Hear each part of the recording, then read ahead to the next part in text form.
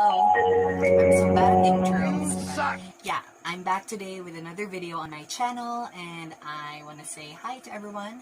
Right now, I'm going to be doing something a bit different than what you might expect. We're going to be doing something completely out of the box. Well, not completely out of the box, I might say. I've already done this before, like only once, and not to mention that that video gained 10k views, which is crazy. I've never done that before in my life. Aside from that, let's get back to the point. Today, I will be doing another review for a product which I bought online in Lazada. So if you're interested, let's keep going. And yeah, you might already know from the title that we're going to be reviewing that product. But yeah, that was just for the char. Okay, let's go.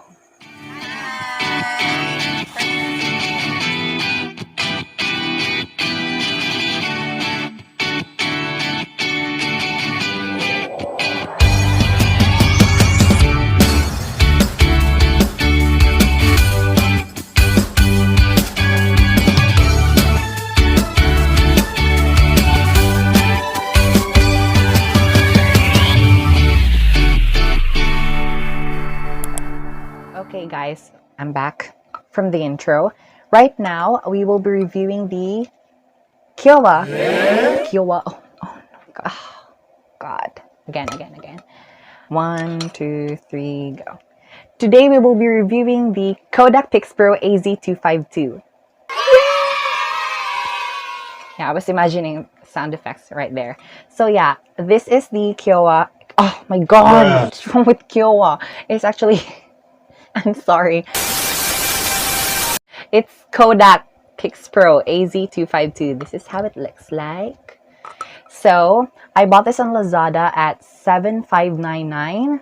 And the seller's name, I forgot. Actually, I'm not sure with the price. I think I'm just going to flash it in the screen right here. So, we're just going to pause that.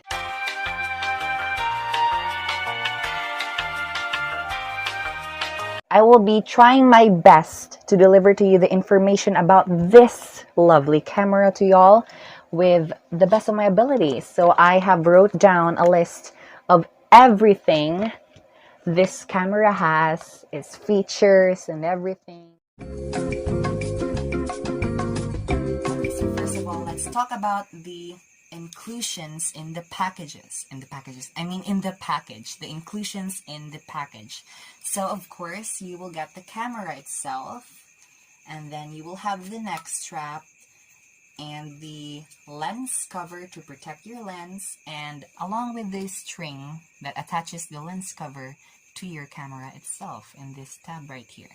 And then they also provide a cord, a HDMI cable, which is also a type D, to connect your cameras to your computers or to your other devices.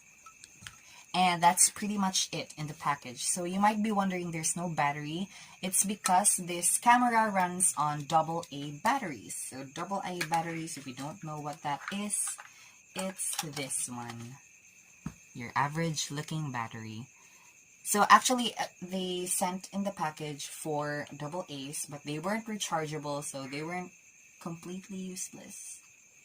They were actually useless because after you deplete them, you can't use them anymore. So I bought my own batteries. These are rechargeable AA batteries. The brand is Everready. I bought this as a set. You get a battery charger and 2 AA batteries. But obviously that isn't enough, because if you look into the battery port, it needs 4 AA batteries. So I had to buy another 2 AAs, which increases my expenses up to about 8,500 pesos along with these batteries and charger. So yeah, that's a bit of a bummer because it's really energy consuming, considering that it runs on AA batteries. But if you buy the rechargeable ones, you're gonna save a lot because you can use this over and over again. It says in the package that you can charge these batteries 1,000 times, so that's a plus for me. Now let's talk about the buttons that are in the camera. So basically the parts of the camera. So first we have the lens, obviously, and then above the lens is the flash. You just flip it, open, close, open, close, open, close. And then on top We have a wheel here with like icons on them. This is actually to change modes. So we have a lot of modes here. We have the auto mode, which is in the red. P, program AE, I don't know what that is. I don't usually use it. And then S, shutter priority. I also don't use it. I don't know what that is. We have M, manual mode, so that you can tweak the settings. Then we have a face beauty mode to make your skin smoother, I guess. And then this one, I don't know what that is. I forgot. I don't think that's important. And then the SCN, that's really interesting. We're gonna talk about that later. And then this one is for videotaping mode. And CS is also, I don't know what that is. And this mountain icon is for landscape. And then we have the shutter button to take pictures with, and around it is a ring with a tab on the bottom. You pull it right, left. This is the zoom control. To the right to zoom in, to the left to zoom out.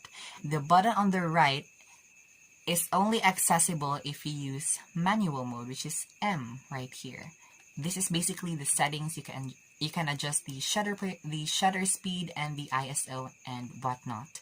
And then on the left is a settings if you want to choose continuous shooting or 3 shoots in 1 click, and face detection feature. So that's also really great because if you turn on that face detection feature, if you smile at the camera automatically takes a picture of you. And then of course the on-off tab, you just slide it right to open it. And on the back we have the LCD screen. It shows the angle that you're shooting at, and then we have the red button up here. If you click that, you instantly take a video. And then this one, I right here, is also only accessible if you use the manual mode or the M on the wheel. Yeah, so this button allows you to choose filters. Oh yeah, this is also accessible with the manual mode on. So it's the general settings. Up here is AF.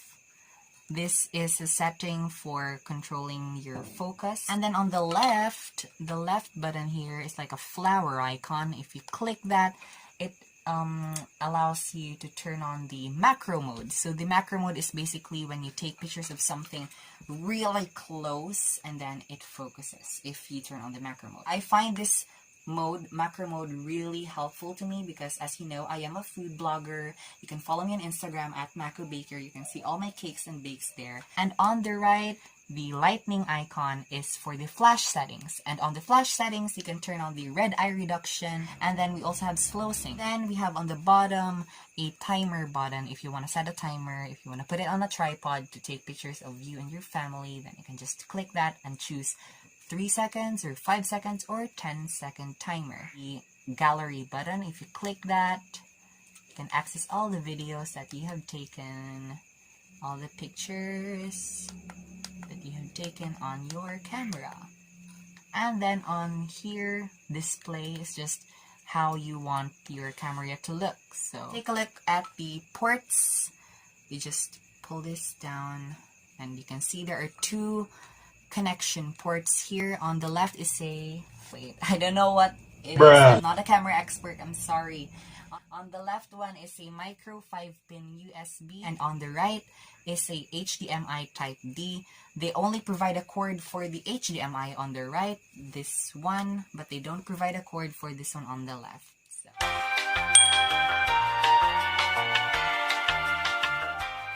that's just something that you need to know. Now we've talked about all the external features of the camera. Now let's go on to the internal features. Its capabilities as a camera.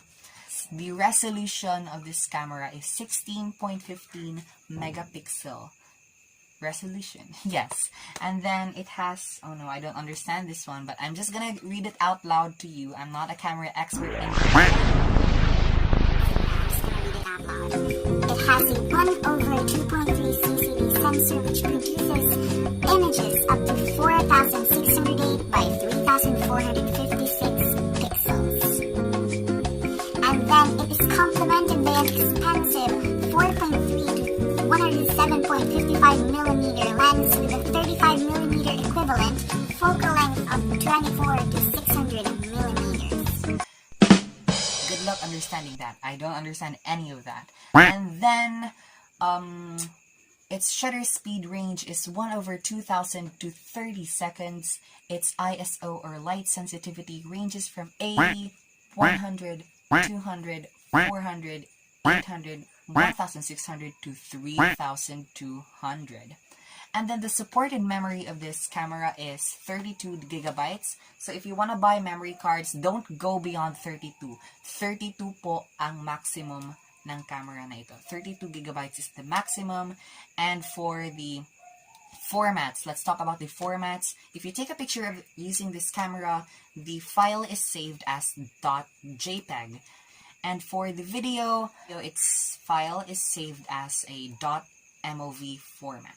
So you really need to buy a memory card because this camera has only 8 megabytes built-in memory. So that's just like 4 pictures, and that's not gonna get you anywhere, sweetie. Let's be honest about that. Resolution it supports is 240p or 320 by 240. Also 480p, which is also 640 by 480. And the maximum is 1280 by 720 or 720p. And you know that 1080p is the maximum and it is the best quality, but this camera can only get you to 720. But for me, as a beginner YouTuber, that's not really bad at all. I think it's great. 720 is good actually. As of now, I don't have the budget to go into 1080. Maybe in the future I will upgrade my cameras for better quality content for all of you, my viewers. And now, let's talk about its zoom. Oh my god, the zoom is really worth it. Like, it's one of the reasons why I bought this camera because I've heard that it has really great zoom. It has 25 times optical zoom, meaning you can zoom, move the lens up to magnify your pictures up to 25 times. So yeah, you just see the lens is moving. It stops moving, it's times 25. And then if you want to go in further, you can add in times 4 digital zoom. So all in all, the maximum zoom is times 100.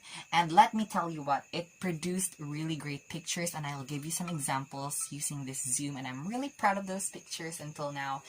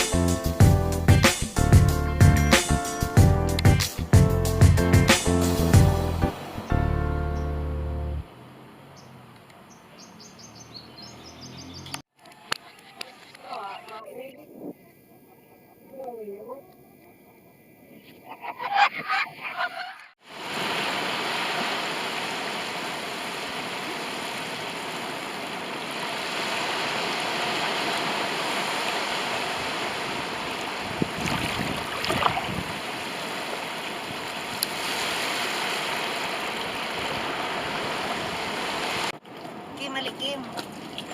Apay kita sa video, Kim. Pakita sa Kim. Giinom tara niyan dagat.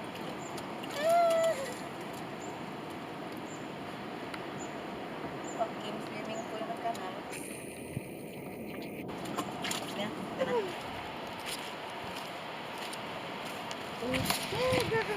Makita kita. Ga-video ini. Uli na kita. Yeah. Tari na sa.